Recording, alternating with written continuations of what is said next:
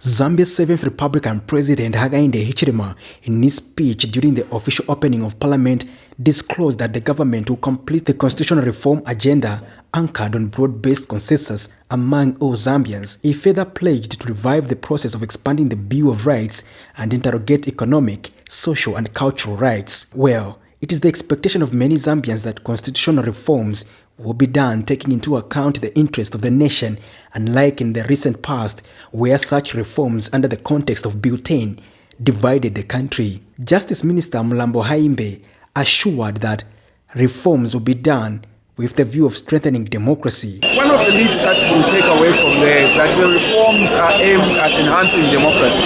It's not a question of going after people or retribution or anything of that nature, but rather the enhancement of our democracy, the strengthening of our institutions so that overall the people of Zambia stand to benefit and we have an environment in which all of us can thrive.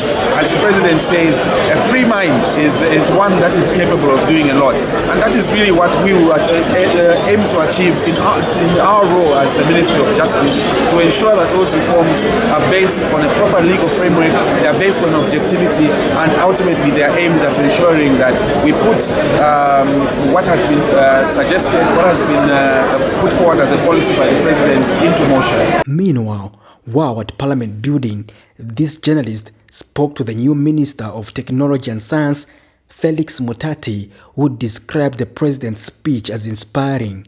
He assures commitment to propel the science and technology agenda. The President gave a great speech. It is a signal for a new dawn, a fresh start to innovation, a start to science and technology. That the transformation of this economy shall be anchored on science and technology.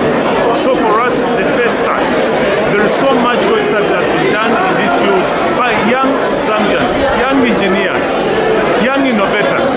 We want to bring that which is on the table and translate it into economic value and translate it into prosperity. That would be my first goal. The future of this country is with the youth and in science and technology. Patrick Soko, Camnet News in Lusaka.